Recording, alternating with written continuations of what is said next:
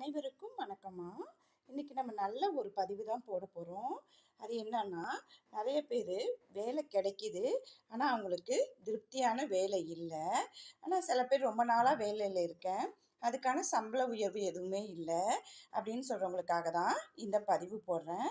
இது என்ன இலைன்னு உங்களுக்கு பார்த்தாவே தெரியும், அரச இலை தான். அரச இலையில யாருக்கு உகந்தது அப்படின்னு சொல்லி பார்த்தோம்னா பிள்ளையாருக்கு.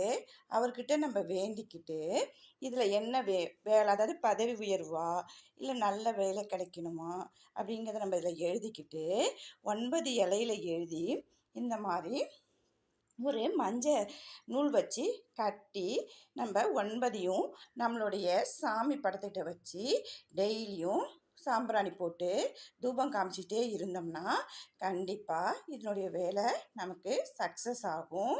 நம்ம நினச்ச காரியம் நல்லபடியாக நடக்கும் அப்படிங்கிறதுல சந்தேகமே கிடையாது.